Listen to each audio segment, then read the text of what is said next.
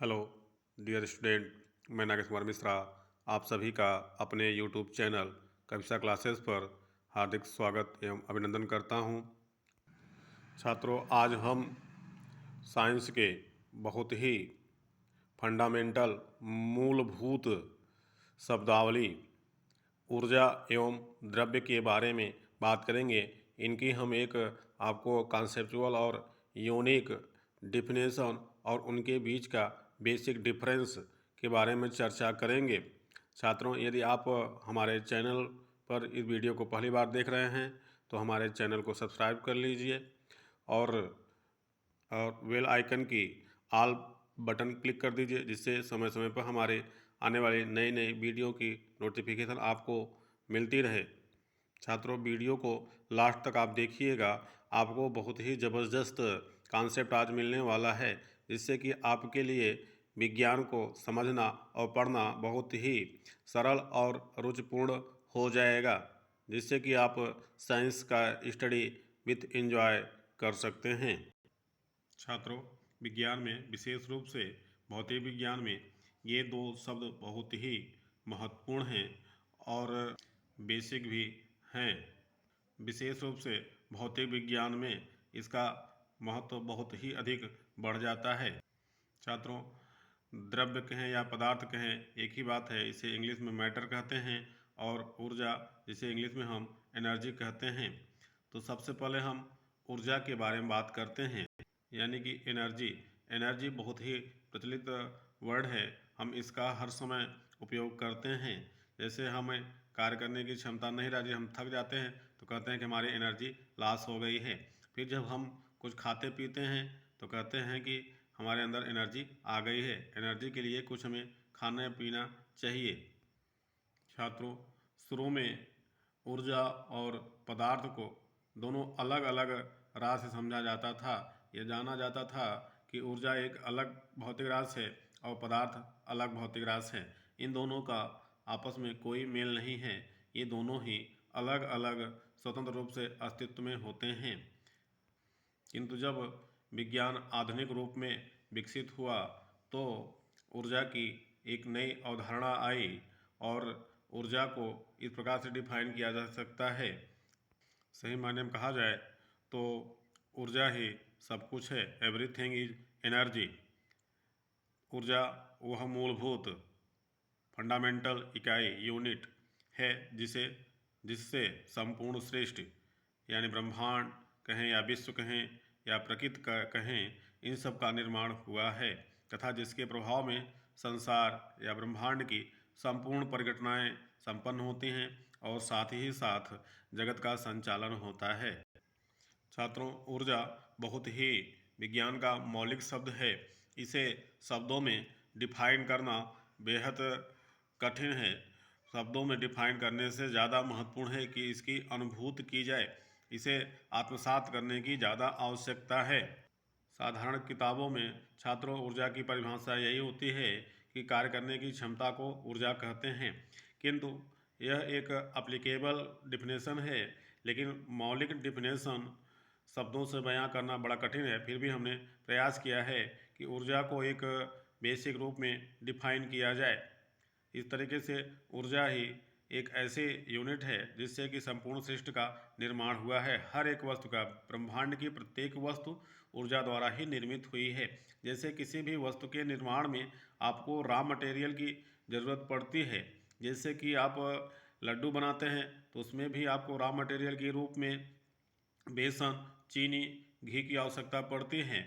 उसी तरीके से ये ब्रह्मांड की कोई भी वस्तु अगर बनी हुई है तो उसके लिए एनर्जी की आवश्यकता पड़ती है। एनर्जी ही वह राशि है जिससे ब्रह्मांड का निर्माण हुआ है और इसके प्रत्येक वस्तुएं ऊर्जा के द्वारा ही बनी होती है। साथियों, चूँकि हम जानते हैं कि प्रकृति विविधताओं से भरा हुआ है, विचित्रताओं से भरा हुआ है। अब ऊर्जा की भी विभिन्न स्वरूप हैं, जिनमें से हम ऊर्जा का दो मूलभूत स्वरूप के बारे में बात करेंगे, प्राचलिक ऊर्जा और संचित ऊर्जा। प्राचलिक ऊर्जा यानी पैरामेट्रिक एनर्जी, अस्थायी ऊर्जा जो चलाचल ऊर्जा होती है। संचित ऊर्जा जो कि अस्थायी ऊर्जा होती है, अर्थात स्टोर्ड एनर्जी होती है। अब इसी प्राचलिक ऊर्जा को चलाचल ऊर्जा को ही हम चलाचल ऊर्जा जिसको कार्य कहा जाता है, यह ऊर्जा का गतिक स्वरूप होता है, जबकि पदार्थ द्रव्य है यह ऊर्जा का स्थैतिक रूप होता है। इसमें ऊर्जा अस्थायी रूप में संचित रहती है। प्राचलिक ऊर्जा ऊर्जा का सक्रिय रूप होता है, जबकि संचित ऊर्जा अर्थात पदार्थ जो होता है वह ऊर्जा का एक सुषुप्ता अवस्था होती है, जो कि एक निष्क्रिय रूप में होता है। प्राचलिक ऊर्जा का उदाहरण है जैसे कि प्रकाश, ऊष्मा, यांत्रिक ऊर्जा जिसमें गतिज ऊर्जा, स्थितिज ऊर्जा आती है, ध्वनि और ऊर्जा, विद्युत ऊर्जा, ये सभी आपके क्या हैं, प्राचलिक ऊर्जा के रूप में आते हैं। इनका कोई भौतिक स्वरूप नहीं होता है, द्रव्यमान नहीं होता है, ये कोई स्थान नहीं घेरते हैं, लेकिन ये बहुत ही सक्रिय होते हैं। जबकि संचित ऊर्जा पदार्थ आपके प्रकृति में जैसे पृथ्वी है, छिद जिसको कहते हैं, जल, पानी, समीर यानी वायु, ये सब आपके क्या हैं, द्रव्य हैं, जिसमें कि प्रकृति की एक बहुत ही बड़ी मात्रा ऊर्जा की बहुत बड़ी मात्रा संचित होती है, जो कि सुषुप्ता अवस्था में होती है। इस संचित ऊर्जा अर्थात द्रव्य का भौतिक स्वरूप होता है, जो कि स्थान भी घेरती है और इसमें एक निश्चित परिमाण भी होता है, और इसका एक भौतिक स्वरूप होता है जिसके कारण हम इसको स्पर्श भी कर सकते हैं। इस तरीके से द्रव्य की एक नई परिभाषा है, अर्थात द्रव्य क्या है इसे हम परिभाषित कर रहे हैं। द्रव्य ऊर्जा के अति अस्थायी, अति संहति, कम्पैक्ट, संहत क्या मतलब इस प्रकार से कि ऊर्जा को काफ़ी ठूस ठूस कर भर दिया गया है, अर्थात एक बहुत ही सीमित स्थान में बहुत ज़्यादा बड़ी मात्रा में ऊर्जा संचित हो जाती है, जो कि एक द्रव्य का रूप ले लेती है। अर्थात ऊर्जा के अति अस्थायी, अति संहति व संचित स्वरूप को ही द्रव्य यानी पदार्थ कहा जाता है, जिसका एक भौतिक स्वरूप शरीर यानी बॉडी होता है, जो कि स्थान घेरता है, स्पर्शीय होता है तथा निश्चित परिमाणात्मक भी होता है, अर्थात इसकी एक निश्चित मात्रा होती है जिसको हम द्रव्यमान कहते हैं। यानी द्रव्य और ऊर्जा अलग अलग नहीं हैं, बल्कि द्रव्य भी ऊर्जा का ही एक विशिष्ट स्वरूप है। इतना विशिष्ट है कि वह बिल्कुल ऊर्जा की जो क्रियाशीलता है उससे बहुत ही भिन्न होता है, क्योंकि हम सामान्यतः ऊर्जा का मतलब सक्रियता, एक्टिवेशन से मानते हैं, परिवर्तन से मानते हैं, जबकि द्रव्य में ऊर्जा अपार मात्रा में, बहुत ज़्यादा मात्रा में होती है, जबकि वह संचित होती है और वह सुषुप्ता अवस्था में होती है, अर्थात शून्य अवस्था में होती है। इसलिए वह ऊर्जा का यह स्वरूप यानी द्रव्य बिल्कुल ऊर्जा से अलग हो जाता है। जैसे कि हमारे पास संपत्ति की अगर हम बात करते हैं, जैसे हमारी संपत्ति, प्रॉपर्टी यानी मनी, धन दो प्रकार से होता है, एक चल संपत्ति होती है, एक अचल संपत्ति होती है। चल संपत्ति यानी रुपया पैसा आपका, जबकि अचल संपत्ति में आपके ज़मीन हो गया, मकान हो गया, सोना चांदी हो गए, ये अचल संपत्ति हैं। तो ये अचल संपत्ति एक हमारे धन का एक संचित रूप होते हैं, जो कि साधारणतः वो धन के रूप में समझ में नहीं आते हैं, लेकिन विशेष परिस्थिति में इनको हम चल संपत्ति में अर्थात रुपया में, पैसा में इसको हम परिवर्तित कर सकते हैं।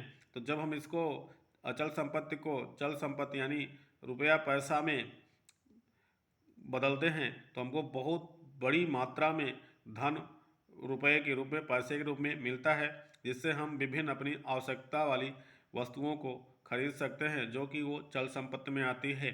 जैसे अनाज हुआ, भोजन हुआ, कपड़ा हुआ और अपने भोग की वस्तुएं, कार हुई, कार भी चल संपत्ति में ही आती है। अचल संपत्ति में आपका ज़मीन आएगा, मकान आएगा और सोना चांदी आभूषण आते हैं।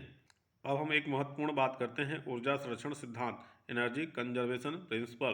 ब्रह्मांड की यानी प्रकृति की ऊर्जा निश्चित व संरक्षित अर्थात अचल अर्थात नियत रहती है, कांस्टेंट रहती है, कंजर्व होती है, अर्थात ऊर्जा को न तो नष्ट किया जा सकता है और न ही उत्पन्न किया जा सकता है। ऊर्जा का केवल रूपांतरण अथवा स्थानांतरण किया जा सकता है, जिसके प्रभाव में प्रकृति में विभिन्न परिवर्तन होते हैं। इसे इंग्लिश में कहा जाता है energy can not be created nor be destroyed, only it can be transform and translated. अर्थात प्रकृति की ऊर्जा को न तो बढ़ाया जा सकता है और न ही घटाया जा सकता है, न तो उसको नष्ट कर सकते हैं और न ही हम उत्पन्न कर सकते हैं।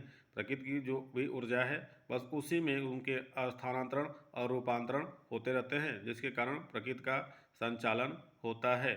ऊर्जा का केवल एक रूप से दूसरे रूप में परिवर्तन या एक स्थान से दूसरे स्थान पर स्थानांतरण होता है, अर्थात एक वस्तु से दूसरे वस्तु में इनका स्थानांतरण भी होता है, जिसके कारण हमारे प्रकृति में विभिन्न परिघटनाएं संपन्न होती हैं।